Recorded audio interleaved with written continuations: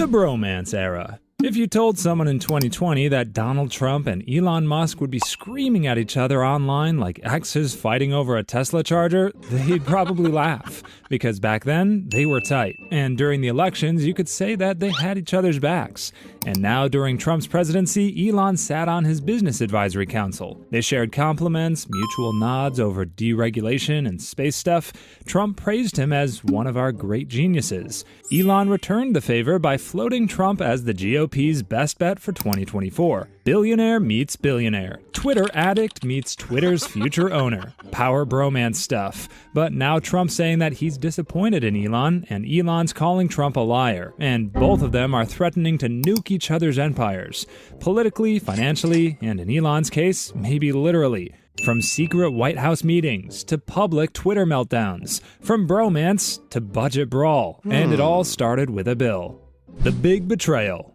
Not a dollar bill or the character in Kill Bill, but a congressional one. The big beautiful bill, as Trump calls it, because of course he does. A massive $2.5 trillion tax and spending package meant to fund his second-term agenda, military boosts, mass deportations, and slashing government programs Musk spent months trying to reform. Trump calls it historic. Elon said a bill can be either big or beautiful, sarcastically, but that was the beginning. What followed wasn't just politics. Instead, it was a bit personal, too. You could say that Donald Trump felt kind of betrayed by him. Trump claimed Musk only turned on him because the bill cut electric vehicle subsidies. But Musk fired back instantly. He posted that he never even saw the bill, that it was rushed through Congress in the middle of the night, and that blaming it on EV credits was just Trump being petty. Then he pulled out the receipts. Old tweets from Trump saying no one in Congress should get re-elected if the budget isn't balanced. Elon slapped that on the timeline with a red 100 emoji and basically said, "So what happened to that, big guy?" By the end of the day, Musk was reposting memes, economic breakdowns, and Fox Business clips about how interest payments were higher than the entire defense budget. Meanwhile, Trump was doing what he does best, making it even messier. He went on live TV, sitting next to the German chancellor, and said Musk had Trump derangement syndrome. The budget bombs. As previously mentioned, Musk said that he never saw the bill at all, claiming it was rammed through Congress so fast that almost no one in Congress could even read it. And people say that he might have had a point. The bill was over 1,000 pages, introduced on May 20th, and passed by the House on May 22nd. That's 2 days to read 1,038 pages, plus summaries. And even that was under suspension of the rules. Musk framed it like a midnight ambush. And when people asked if this was all about Tesla losing its EV tax breaks, he responded by reposting charts, quotes, and even old clips of himself saying the government should eliminate all subsidies, including Tesla's. Already furious about the process, Musk then set his sights on the math. He warned the bill would send the deficit into orbit and pointed to numbers backing it up. According to him, the interest alone on America's debt in 2024 hit $892 billion.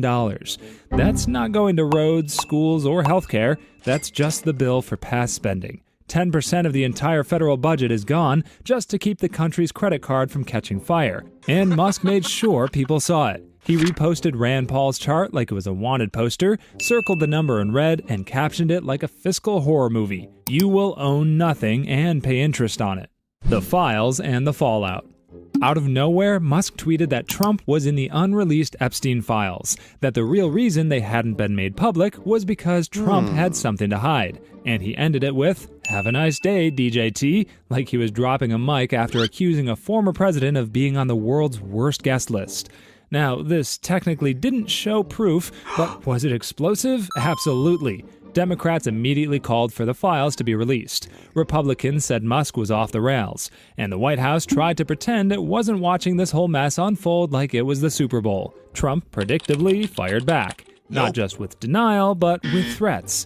He posted that the government would immediately begin reviewing and terminating contracts and subsidies connected to Musk's companies. SpaceX, Tesla, Starlink, anything with Elon's name on it. He said it would save billions and billions. Musk, in return, tweeted that SpaceX would begin decommissioning its Dragon spacecraft immediately. So now 2 of the most powerful men in the country were beefing over spending bills, budget deficits, and Epstein allegations, all while threatening to cancel rocket launches and defense contracts like it was a bad breakup. And all of this was happening in public for tens of millions to see. The emoji era. By June 5th, things were already scorched earth, but Trump wasn't done. He sat down in the White House for a cabinet meeting, cameras rolling, flags flapping, Fox News banner doing its thing, and made a point of saying something nice about Elon Musk, and not just nice, weirdly generous, like a man giving a toast at a wedding he's already planning to ruin. "Elon's never asked me for a thing," Trump said, voice steady, face unreadable. "I mean, I got rid of the EV mandate, but he never asked me for a thing."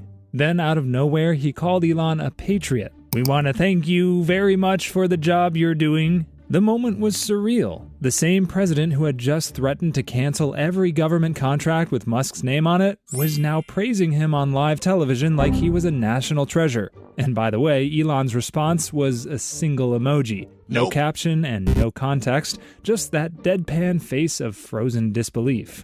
The kind of emoji you send when your boss gives you a compliment 5 minutes after firing you in an email. Musk reposted the video and let the emoji do the talking.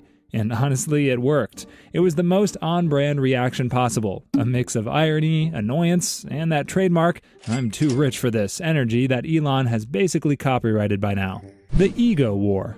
At this point, the argument had basically turned into a reality show, and Trump decided to drop another post, this time claiming that he personally kicked Elon out, that Musk was wearing thin, that he was told to leave, that Trump removed the EV mandate, the one supposedly forcing Americans to buy Teslas, and Elon just went crazy. It was textbook Trump. Shift the narrative, take the credit, make it sound like Elon was never important to begin with.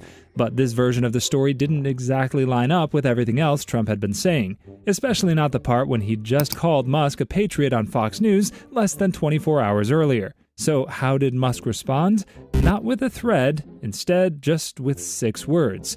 Such an obvious lie, so sad. It was quick, brutal, and kinda familiar. A kind of sarcastic Trump-light response, flipping the old sad formula right back at him. No long explanation, no evidence, just that flat, dismissive tone Musk uses when he's already decided you're not worth the battery life.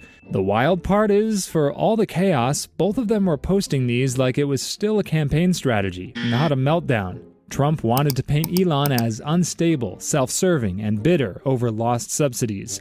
Elon wanted to frame Trump as erratic, dishonest, and scrambling to cover up the truth.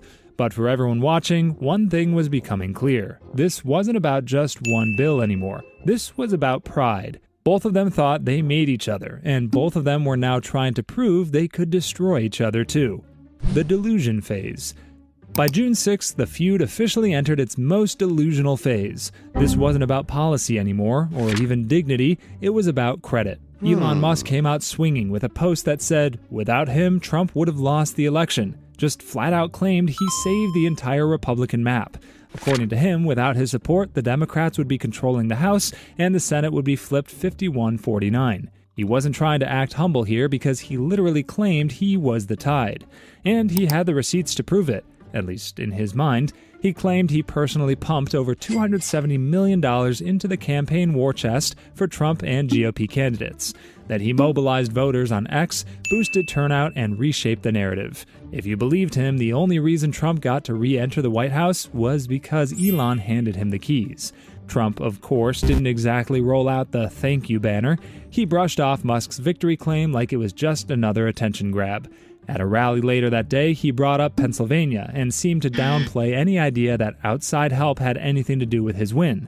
Then came the subtle digs, talking about people who think too highly of themselves, and how some folks forget who made what possible. He never named Elon, but the timing didn't leave much room for confusion. His campaign team even started reposting old Trump rally photos with captions that looked like a reminder. I did this myself, and all of that just days after he'd called Elon a patriot on national TV. But keeping things straight has never really been the point. It's about winning the moment. Cracks in the party. The beef didn't just split the two men, it rattled the entire Republican Party. People like Senator Mike Lee started posting sad little pleas for them to patch things up. Speaker Mike Johnson tried to walk the tightrope, praising Trump while sidestepping any direct shots at Elon. But let's be real, most of the GOP backed Trump.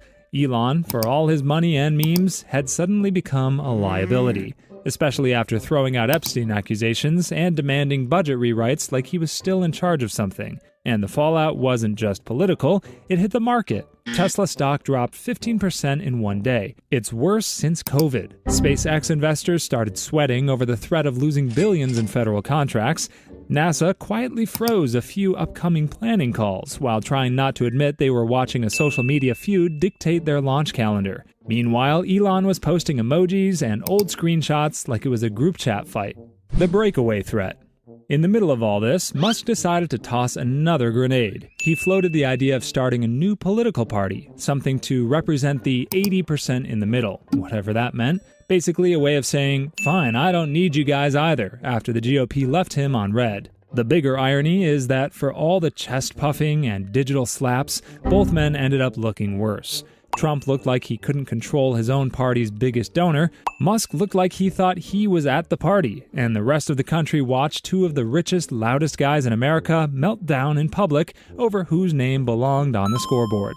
In the end, this wasn't a political debate. It was a custody battle over influence. Trump wants to prove he's still the kingmaker. Elon wants everyone to know he made the king, and maybe the castle too. But what they actually built together is now crumbling in real time. The bromance is dead, the receipts are everywhere, and the GOP is caught in the blast radius. Elon still has the followers, Trump still has the base, but now they're both treating social media like it's a battlefield, and everyone watching is just collateral entertainment. Whether this ends in reconciliation, retaliation, or one of them posting a deepfake video of the other getting abducted by aliens, who knows?